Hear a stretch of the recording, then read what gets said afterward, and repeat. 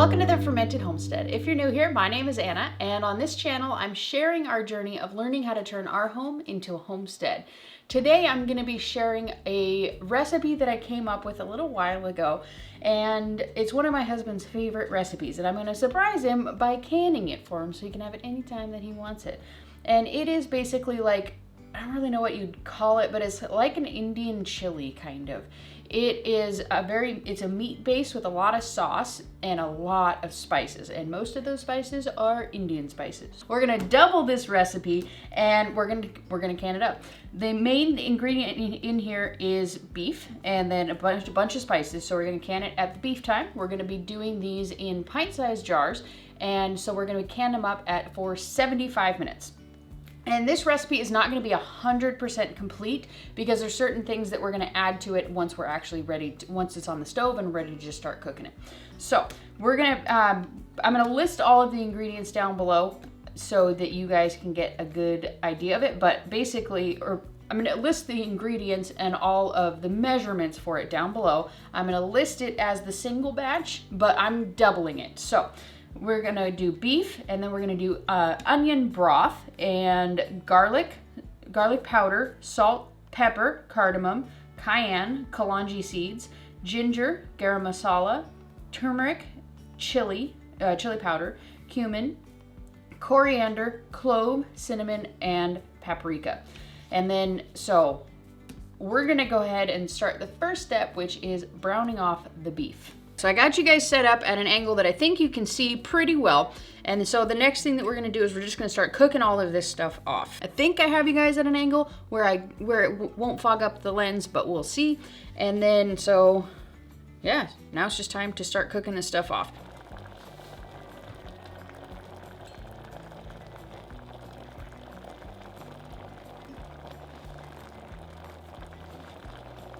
Our beef is cooked pretty well. Certainly as well as I need to, because it's going to be cooking longer. It's going to be cooking even longer in the pot, or in the canning jars. So I'm not super concerned about cooking this anymore, but as you can see, we're kind of out of room in this pot. So I'm going to dump this into my larger canning pot, and then we're going to come back with this same pot, and we're going to do a couple of more things in it, and then transfer it to the big pot and kind of take it from there. So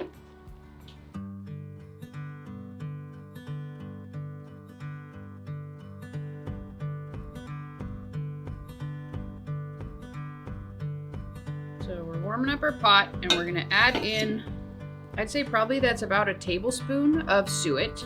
You can use any cannable fat. I think you're not supposed to can butter, so you probably don't want to use butter in this. But whatever fat you have, lard is great. If you want to use a vegetable oil, go for it. I don't recommend it, especially because this is going to be cooked at such a high temperature, break down, and it's really not going to be good for you. So, and now we're going to go ahead and we're going to brown our onions. Get them nice and caramelized so they bring out lots of flavor.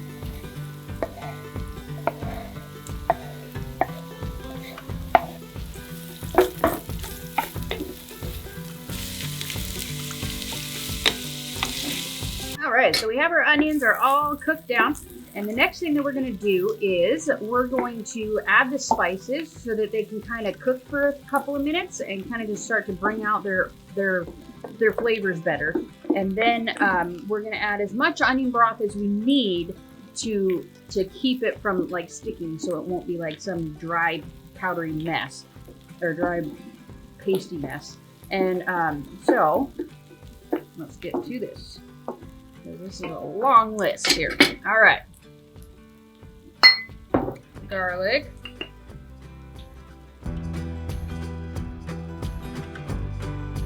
So we're going to stir this all up and get it going. Add a little bit of the onion broth to it. And this is the onion broth. I made this after the Needy Homesteader. She came out with it, and I had to make it, so I did. It's really good. It's great to go in recipes and stuff.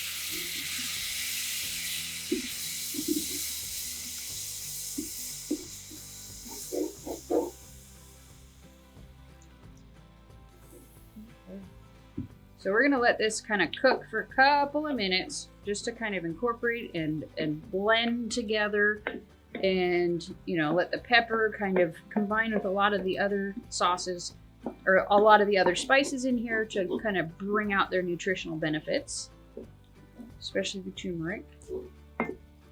But that's the case with a lot of different spices. Okay, so let that cook down for just a minute.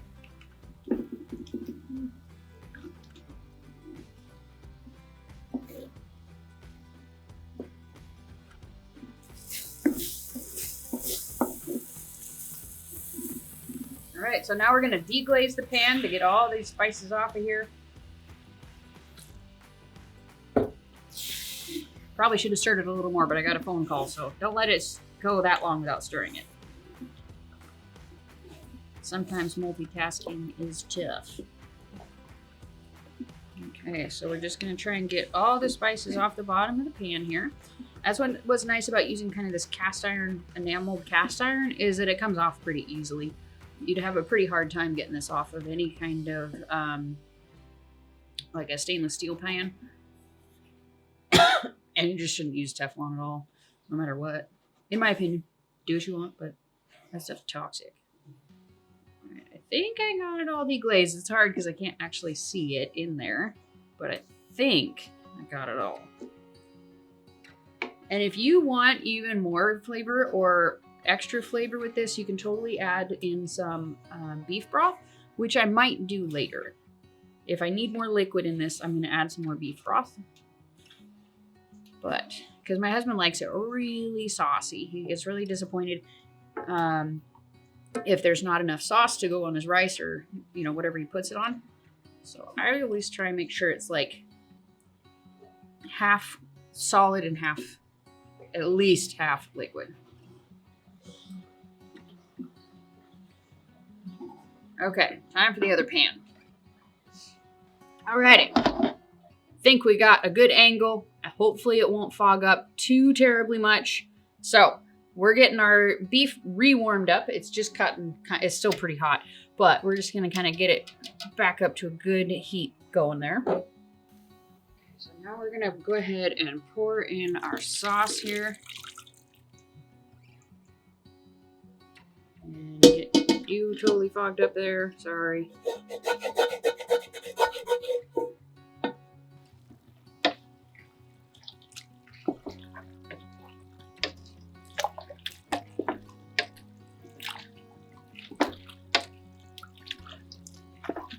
If you like to can with Tatler lids, you probably want to not use Tatler lids for this recipe. The amount of turmeric in here is definitely enough to stain your lids. And I mean, they'll eventually come off and it's just a stain.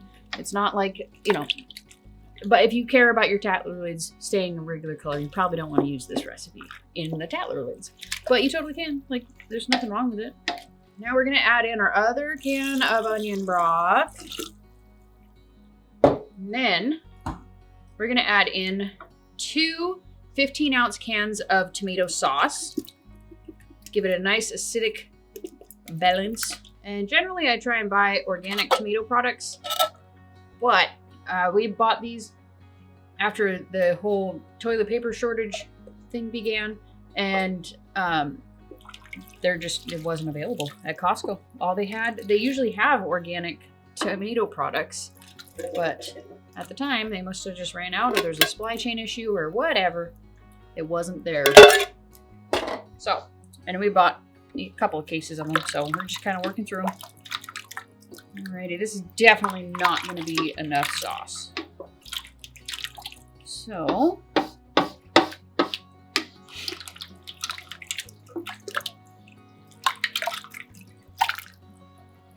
we're going to get a couple of jars of beef broth. And then we're going to reevaluate the flavor and kind of go from there. We're like lots and lots of sauces. And anytime you're using your canned stuff, you want to make sure that you're giving it old sense test, smelling it, and making sure that nothing looks weird. You can taste it if you want, but I don't. Okay. We're all good. There we go. All right, that might give him enough. Might give him enough sauce. He really likes it. Really saucy. Like I can't exaggerate how much he enjoys the sauce. As long as it's nice and flavorful. So I am going to put a lid on this and we're just going to let it cook in here for a little while. Let it come up to temperature and kind of simmer for a little bit. And then we're going to taste it from there because I don't even think it's warm yet. Let's give it a taste test, shall we? Oh, I forgot the salt. Okay. So, like I said, I'm just going to put a lid on this and we're going to let it kind of simmer away for probably about a half an hour, I would say. Maybe not quite that long, but anywhere between 10 and 30 minutes. Change out my battery and we're just going to kind of get resituated and then we'll go from there. I think we got it dialed in. All I did to this is it's been cooking for probably a half an hour. All I did to it was I added about 2 tablespoons of apple cider vinegar and about 1 tablespoon of sugar. And the reason that I did that is I tasted it. It tasted good, but the best way to make something that tastes really good is to put the ingredients in it that spark the taste buds in your entire tongue. So if you get like you can kind of just feel the taste of it all over your tongue, you know it's going to be really good and it's going to be complete. So it was missing a couple of areas, so I just went ahead and added those to it. Even though we had plenty of acid from the tomatoes, a little bit of sweetness from the tomatoes, it just needed a little bit extra. And then when I did that, it was perfect. And then after I did that, I let it cook for probably another 10 minutes, and here we are. All right, so I'm going to go ahead and I have this turned down to low. And what I'm going to do is I'm just going to get the whole canning station set up, and then I'll bring you back when we're ready to start throwing these in the jars, okay? Okay, we're ready to go ahead and start filling up our jars. And basically the way that I'm planning on doing this is that I'm going to fill up evenly with the meat and the meat tomato mixture that's in here. We're going to fill it up pretty evenly among all of the jars. And then after that, we're going to just top it off with the liquid. And it's going to be kind of soupy, but that's the way we like it. And then in the end, when we're all finished with this, basically when we're ready to consume each jar, we're just gonna add a couple of things that we wanna add to it. You know, if you wanna add like some kind of sour cream for a little bit more tartness, if you wanna add some, you can add like coconut milk, like canned coconut milk, so it can be totally shelf stable. You can also, if you have like heavy cream or something like that, you can add heavy cream, yogurt, you know, any kind of a dairy type thing just to make it a little bit thicker. And you can also add like some kind of a thickening agent. You could add some like agar to it. I don't know how to pronounce it, but you know, you could add some gelatin to it. There's all sorts of different things that you can add to this and just kind of thicken it. You can also make a roux and just mix that in and make it kind of thicker that way. Lots of different options you can do with this. It's kind of a base, like I mentioned earlier. And for this, I added in 8 pounds of hamburger meat. And normally, if you're canning just hamburger meat and you're packing it in here to fit as much in a jar as you can, it fits about 1 pound of ground beef. So I should, with the tomatoes added in there, I should be able to get, you know, 17, 18 jars out of this, and then about half full, a little less than half full, and then just be able to top it off with the broth.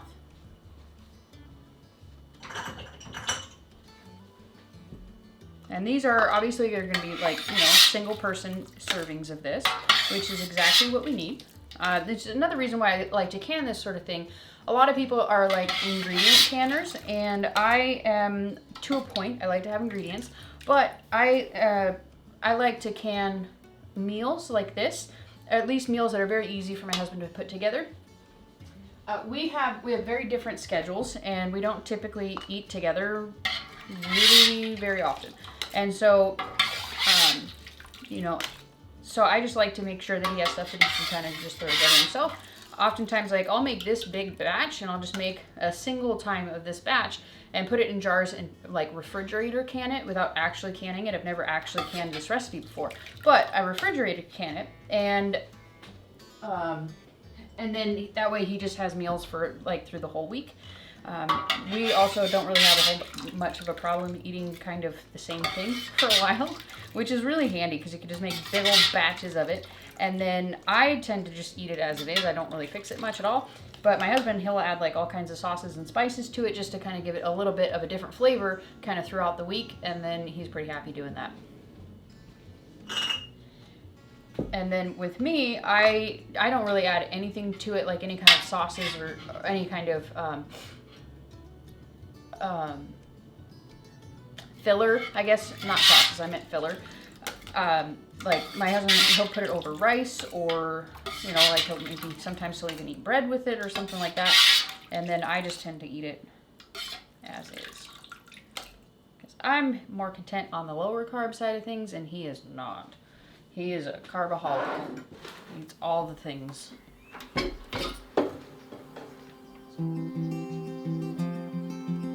Okay, so next what we're gonna do is we're gonna top off the liquid in these things. I can still feel there's a little bit of beef meat in there.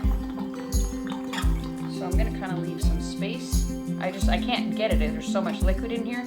I can't actually get it out, so.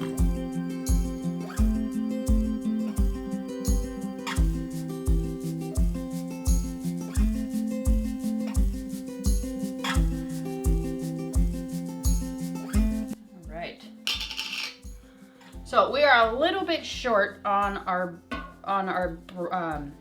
sauce to go here to fill up all these jars. We're just a little bit short, and so I'm going to top it off with some beef broth and onion broth.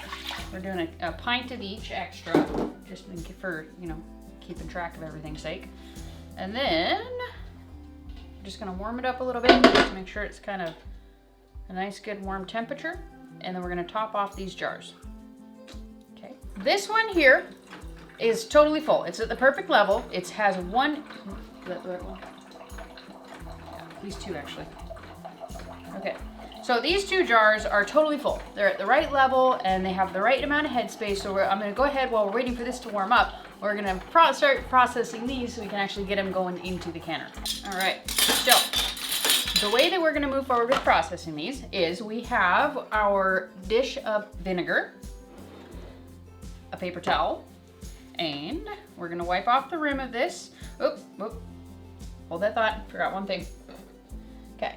This one it's not quite as super duper important, this is part of the step, but it's just something to do when you're canning. So I'm going to take the debubbler. We're going to kind of stir it around just to make sure that there's no little air pockets or anything inside of here, just to make sure. Super slim odds, but anything can happen. And when you're processing something this awesome or anything, you want to make sure that you're doing things correctly. You want to make sure that it's going to last on the shelf as long as you need it to. Okay, we're good. So now we're going to wipe the rim really, really well with some vinegar. Especially with this recipe, it does have some fat content to it. So we want to make sure that the vinegar is going to cut any of the fat to it. And then wiping it off, we want to make sure we're getting any particles that might be on the rim of the jar. Okay? So then we're going to take our fresh lid. Some people still like to soak them in hot water. I didn't can for long enough to really create that habit and ingrain it in me, so I don't do it. As long as they're the newer style lids, which I don't have any that aren't newer style lid, then you don't need to soak them, and it'll stay on the package. Okay, so then we're gonna take and we're gonna tighten it fingertip tight, and that is as tight as you can get it with these 3 fingertips. I find with a reasonable amount of strength. If you're some kind of He-Man like my husband or something, you want to not do it quite as much, but that's kind of the guide.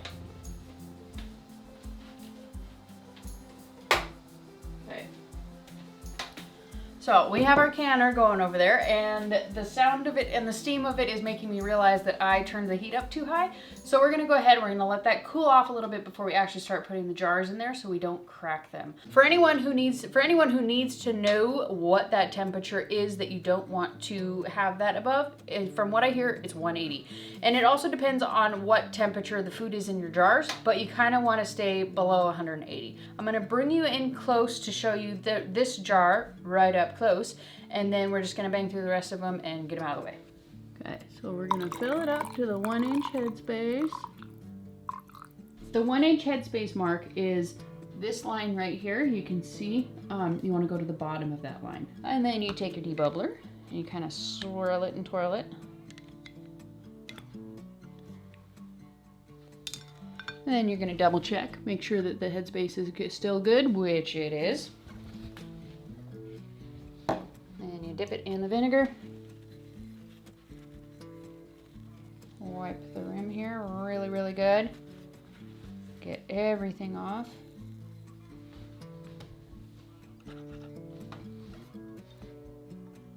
Put the lid on there. Tighten it, fingertip tight.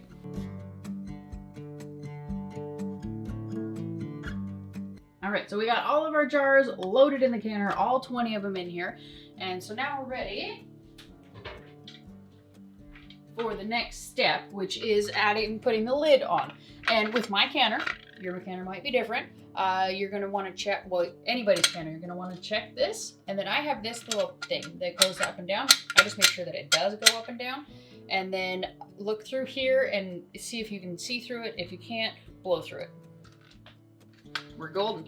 All right, and so put this on here, close that bad boy up, and crank the heat up to high. And basically what we're gonna do here is that after a few minutes, this is gonna start to boil and it's gonna start to vent steam out of here. When this starts to vent steam a lot on my canner, yours may be different, this thing is gonna pop up. And when this thing pops up, we're gonna set our timer for 10 minutes. If you don't have that little popper thing, you're just gonna wait for this to like just bellow steam out of it. And then once that happens, set your timer for 10 minutes. And you'll start to hear all these sounds coming out of it, all these little sputters and things like that. And then once the 10 minutes is up, you're gonna put, I'm gonna put my weight on top. For where I'm at is 10 pounds of pressure. Depends on what your elevation is, will determine what your weight is. But after the 10 minutes is up, we're gonna put this on there. And then once this is on here and it's jiggling and making all kinds of noise, and it's at 10 to 11 pounds of pressure, we're gonna set our timer for 75 minutes. And that's for the pint-sized one. If we're doing quarts, it would be 90 minutes because we're canning meat. So that meat is the main thing that you're gonna go off of. Anytime you're canning something, you wanna go off of the highest time of the ingredient that is in your jar. So, we're going to go and do that. I will bring it along and kind of show you what you're looking for, and then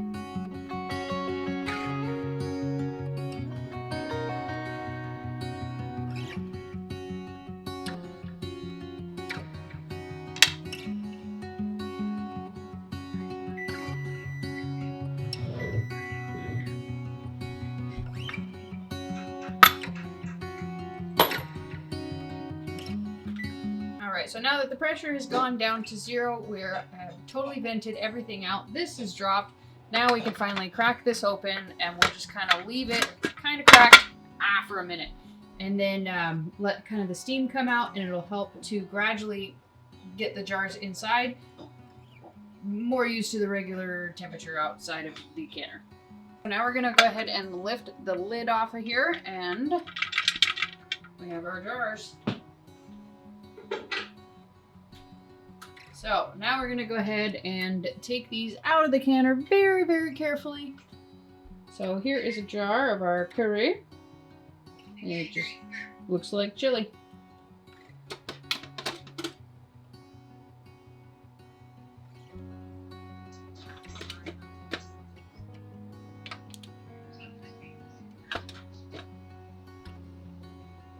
And you can see they're still boiling away inside the jar, if you can see that. Yeah, you can.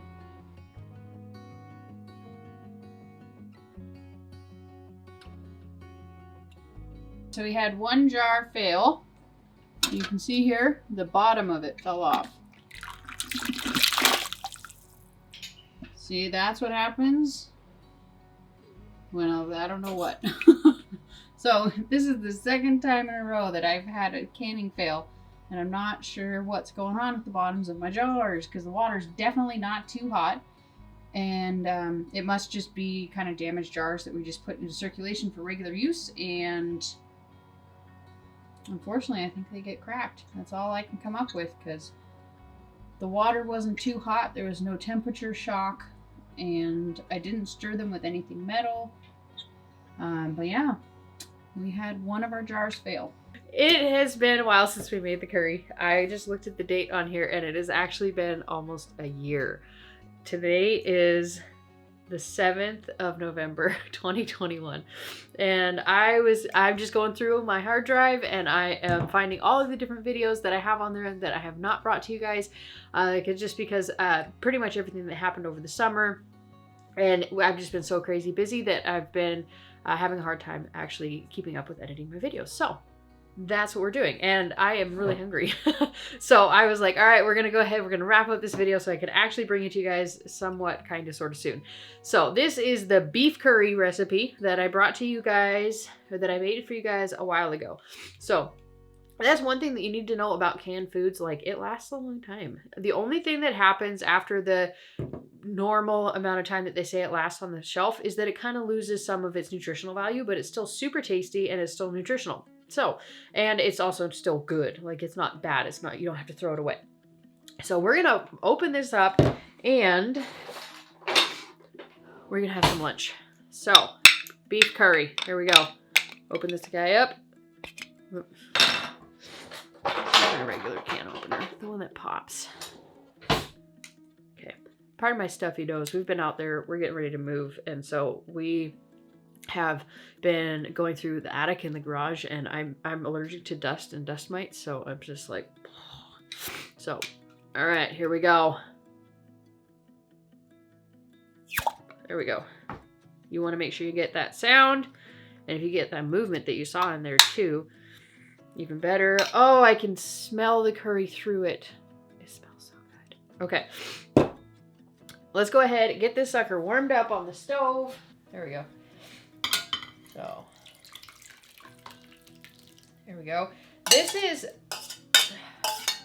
a very liquidy recipe because my husband and I both really enjoy having like sauces and things to go with our foods like this. Typically, my husband will pour this over rice or potatoes or whatever else. I will generally have it either plain, or I will add it on top of some kind of a low-carb vegetable. I could add over a bunch of broccoli or a bunch of cauliflower. My favorite is to saute up some cabbage and pour it over the cabbage. You could also do like a low-carb noodle of some sort. You could do, there's all different kinds of options that you could do with this. And you can add whatever you want to it. The way that I'm going to doctor it up today is just to add some yogurt. I know that this is not like your typical curry recipe because, I mean, it's beef. There's not a whole lot of curry recipes out there that are made out of beef. But I just call it curry because I use a lot of curry spices in it, and that's just what I call it. So it's delicious. That's what I call it. I don't want to get my yogurt container all gross, so I'm gonna use this spoon here. Again, you're gonna have to pardon my stuffy nose here. There's just no way around it at the moment. Okay, and my husband went to run an errand, so he's going to be back here pretty soon. So I think I'm going to also do another recipe taste test for you so that we can each have some lunch while we are getting ready and doing all this packing. That's one of the awesome things about canning your foods ahead of time and having a pantry full of foods is like when we're in this time of major transition and we have so much stuff going on, we absolutely will not go out for food. We haven't gone out to eat anywhere other than like I went out once for a work function. My husband may have stopped and gotten some fast food once or twice, but I'm not aware of him ever doing it. But we don't eat out. That's just not a part of what we do. And that is, one, we are both better cooks than any other restaurant could ever be. And two, it's so much cheaper and it's so much better. You just have this stuff on hand and ready to go. And it is just, it's the best thing ever. I mean, like I'm about to have some of the tastiest stuff ever. No bias at all, no bias. Okay, so, okay, it's very liquidy. I should have gotten a bigger bowl, but whatever, we're gonna do this. Okay, so, and another great thing that I actually have in my pantry is dehydrated cabbage. It's currently packed. I should have thought that one through. But if I did not have it packed, I probably would have boiled it up with this, and it would have taken on the flavor of the curry even more. It would have been so yummy. Oh my goodness, so good. I may add just a little bit more salt to that. It could use a little bit of salt, and I think also a little bit of heat. That'll help me clear out my nose here. So I'm gonna add a little bit of cayenne to it. It already, I would guess, given my heat tolerance, this is probably gonna be quite spicy for some people. You may wanna back off just a little bit on some of the spices that we added. It was a year ago. I don't remember what ones they were. I still have the little heart-shaped paper. It's on my fridge. I still want to go get it. But whatever spices that we added for heat in this, if you have a low tolerance, you might want to just not use it. If you have a moderate tolerance, you might want to cut it back a little bit. For me and my tolerance, I'm going to add more and some salt. Other than that, it is freaking delicious. I really wish I had some cabbage. I do have some cabbage in my garden. Maybe I'll go grab some and saute it up, but probably won't. I'm probably just gonna eat this.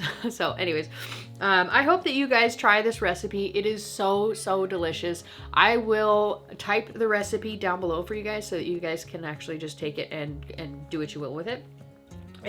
But other than that, I'm gonna go ahead and I'm going to have some lunch here, and I'm probably gonna film another one so that my husband can have some lunch too. We're gonna be doing some, I think, some chili or some chicken soup. I think I'll be doing the chicken soup. We shall see. So anyways, I hope that you guys enjoy this video. Make sure you give it a thumbs up. Try this recipe and let me know if you're gonna be trying this recipe. I would love to hear from you guys down below on anything that you would like to talk about down below in the comment section. And remember to subscribe to this channel if you haven't already. And we'll see you next time. Thanks for watching. Bye.